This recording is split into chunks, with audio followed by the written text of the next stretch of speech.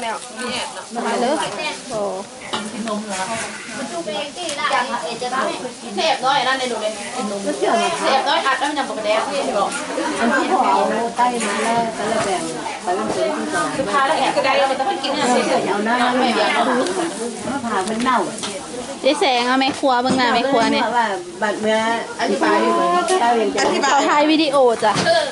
เอาแสงแหละไปเลยกินอหลายอย่าง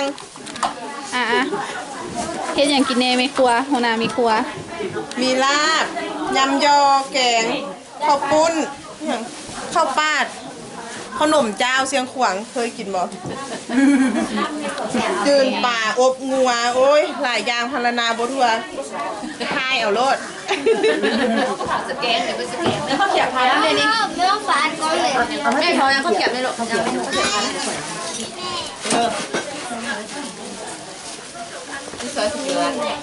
อาหารปลอดสารพิษทุกอย่างเด้ออยู่นี่เด้ออันนี้เขาเขียบกระตาเขาเขียบเสียงขวางนี่ขั้นตอนเฮ็ดบ่ฮู้ว่าเพิ่นเฮ็ดแนวไหนมากินรสเขาเขียบเข้าเขียบเข้าเขียบเข้ามันโกเขียบเข้าเนาะอันนี้เขาเขียบเข้าเพิ่นว่านะอันสีเหลืองๆนี่มันต้นเขาเขียบมันต้นปัญญาเท่าปังแล้วแม่บอยเอาแม่ไปจะได้มั้งมุขขาวเดียวมั้งมุขบ่อยยังมาเอาน้ำไปขอแกงก่อนได้ย่อไปย่อไปตั้งเลยแกงบ้านบอกอาหารทุกอย่างธรรมชาติเมื่องัวก็ฆ่าเองบ่เป็นงัวตลาดเด้อขอปูละค่ะนะผักมีซีซ้อมเก็บมาจากสวนมา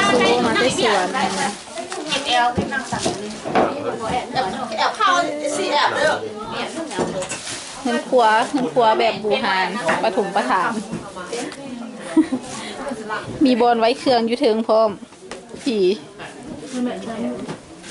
เป็นบ่อห้อยอยู่เทิงหันสลีมากเพชรตัวแทนเขาปาดได้ไหมเขาปาดเอาล้วนน้อยกำลังสิไปเขาปาดแน่เขาปาดปูนนะเพิ่นเฮ็ดเองเฮ็ดเมื่อคืนเพิ่นได้มื้อกี้อันนี้เป็นวุ้นอันนี้น่ะวุ้นกะทิอันนั้นมันข้าวปุ้นข้าวปุ้นเสียงขวางบอกว่าผู้ใดได้กินแล้วติดใจรสแซ่บ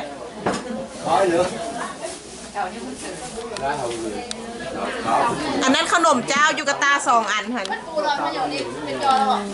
คือขนมเจ้า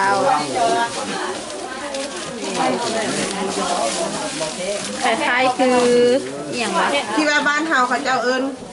ขนมจีนใช่ไหมโมเมนขนมอย่างบุอันเบียบขายเป็นห่อนะเขาเอิญอย่างไรที่ว่าเอาแป้งมาคนแล้วกัน